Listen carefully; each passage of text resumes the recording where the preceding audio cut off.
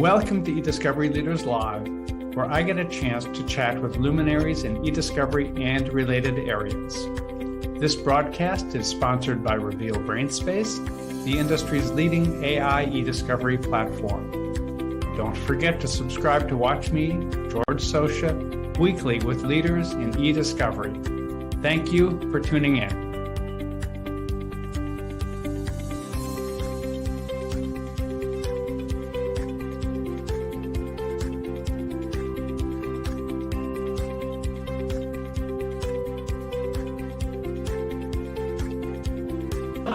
Welcome to eDiscovery Leaders Live, hosted by ACEDS. I guess I held the microphone a little too close.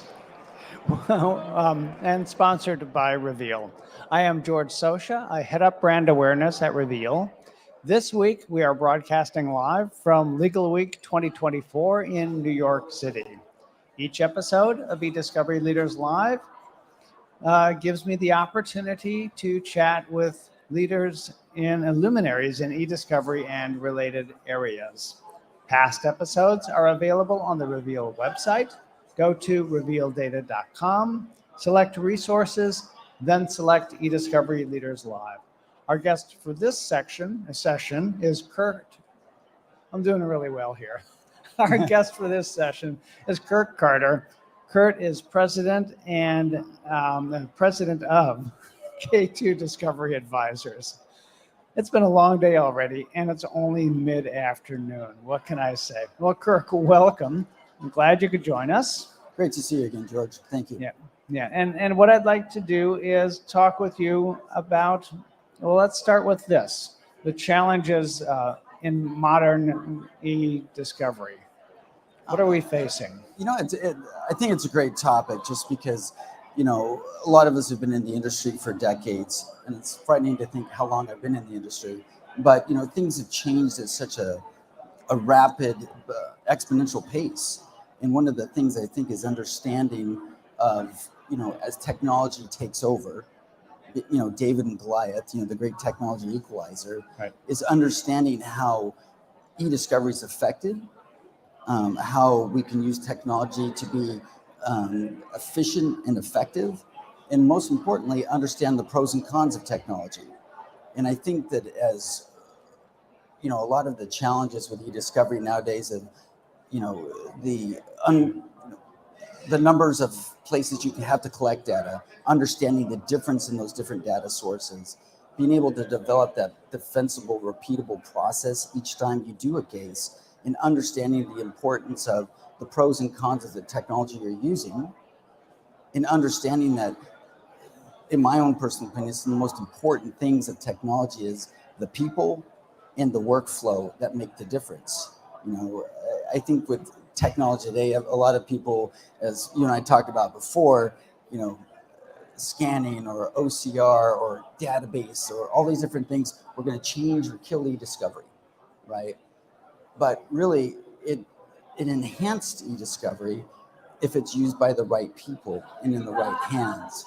And I think a lot of times when people look at technology, they're always challenged with I'm just buy this software or this technology and it's the easy button.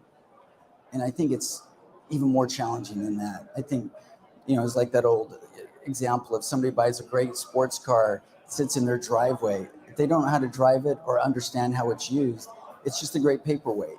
And I think technology and how we use it in today's e-discovery is a lot of those things. How do we help people? How do we help people then avoid the situation where they've got their super expensive e-discovery car sitting in the garage, but it's a technology way beyond what they know how to use? That's a great question. I think the most important thing we can help law firms and corporations do is understand the technology, right? Be a great teacher, but also be a great listener to understand what they need that technology for. Because a lot of times I think people buy a certain technology or they want to implement a certain technology, but they don't understand what really it's being used for or what the effect or cause and effect is going to be used for.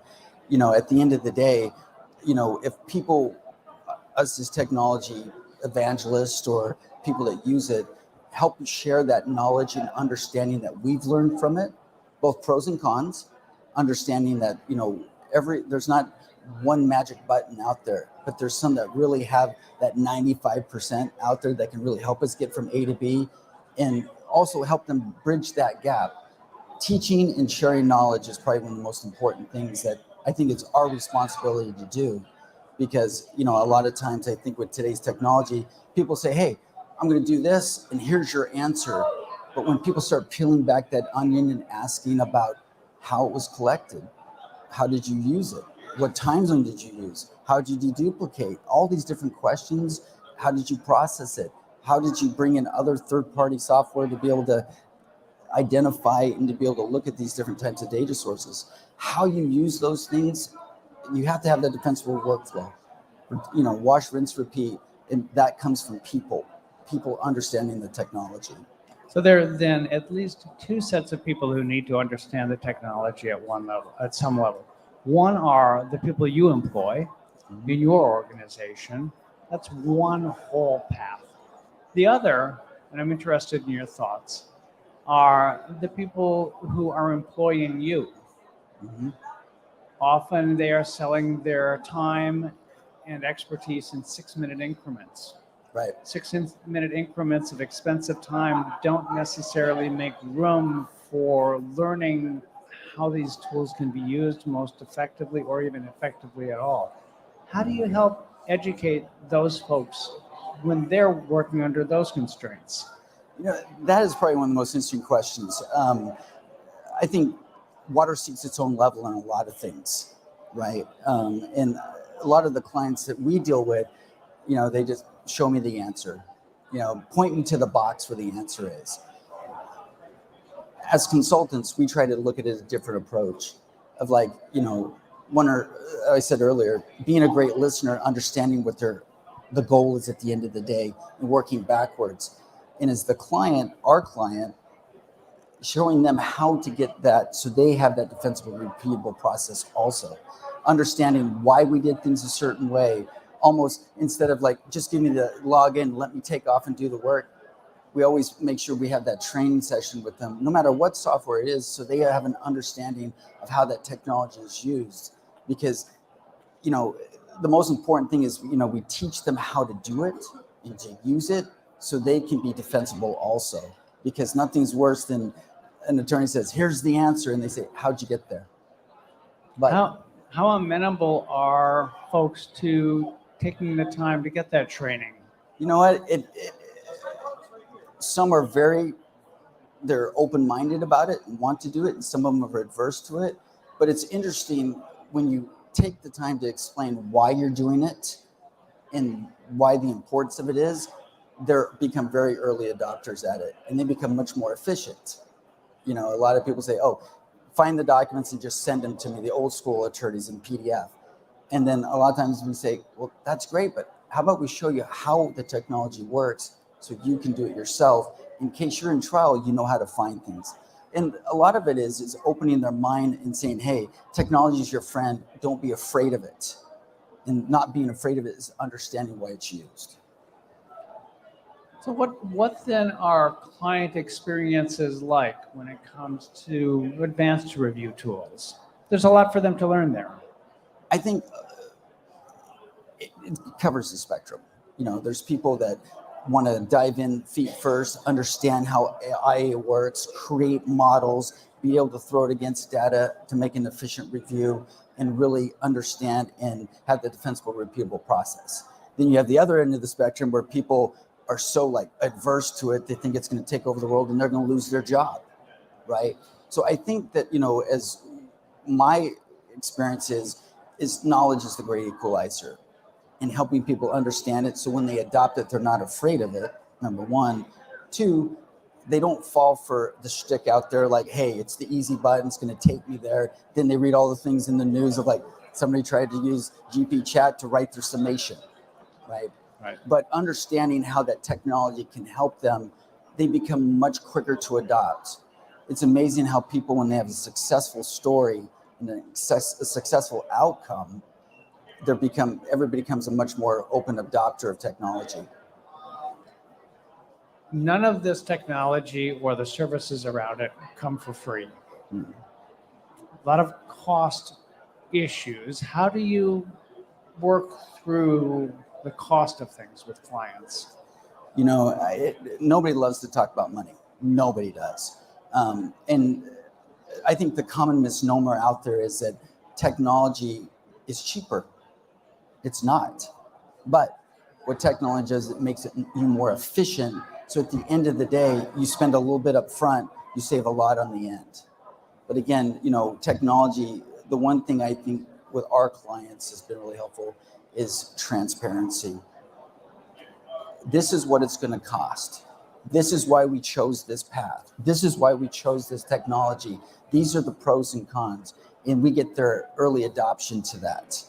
Because nothing is worse than having a conversation 6 months down the road, you have them a bill and they're saying, that doesn't work for me. Everybody loses. Yep. Early adoption and understanding, everybody wins. Transparency is the key. And when you talk about sitting down with them and talking about what this is going to cost, I don't think that means you're saying this is what the final bill is going to be. How do you help them with that? Because if you're if you're the relationship partner in a law firm, you've got an in-house attorney probably that you are working with. That attorney's got a budget to live or die by. They want to know how much it's going to cost the bill at the end. Right. It's a lot of translation, a lot of discussion. How do you navigate those waters? A lot of it is being a great listener and getting as much information as you can bring in. Because a lot of times, when somebody asks me a question, what it's going to cost, that's a great question. How long is the case going to last? Well, I don't know. I said, that really, you don't know? I said, then it comes back to me, it's like that volume of understanding. Like I said, how about we take it in 6-month chunks, right? Something that, you can't eat an elephant in one bite, but what you can do is break it down. And if we break it down in chunks of, this is what collection's going to cost. This is what early case assessment's going to cost. This is what the monthly hosting and user license is going to cost. This is what the consulting is going to cost. And this is the budget for 6 months. And I said, let's come back in 6 months and see where we're at and redo the next 6-month budget.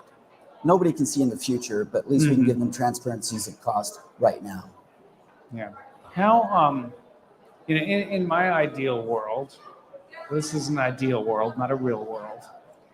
I would be able to go to a client and say, this is what it's going to cost you for a year. Mm-hmm. And then we'll renegotiate for what the next year will be. But that's not the world as it exists. And it's certainly not the world we deal with when it comes to lawsuits, because we don't know for sure when an individual case will end. How can you help clients get better predictability of costs? That's a great question. I think the predictability comes with understanding data sizes. That's the key. A lot of times people don't understand, whenever we start a case, we ask a couple of things. How many custodians? How many sources? Are there cell phones involved? Are we doing cloud collections? Do you have, Slack? All these different things? And we create a model so they understand the pitfalls of where data comes from. Now, you add the word Slack to any e-discovery, and all of a sudden your budget's through the window. But if you understand, how cloud collections are done, how most importantly, early case assessment is helpful to reduce those budgets, helping technology reduce that budget, but most importantly, not make a bad decision not to collect because you're worried about the budget. It's part of that defensible workflow that makes a difference. Let's take it back to the beginning then with the challenges folks do face. What are a few of the steps they can take to better understand what they're up against and figure out how to get their arms around it? I think one of the most important things is have a checklist.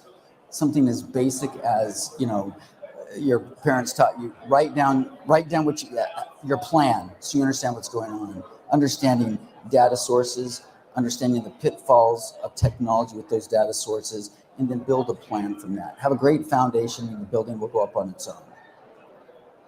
Well, Kirk, thank you so much for joining us, taking time away from what I know is a very busy legal week here.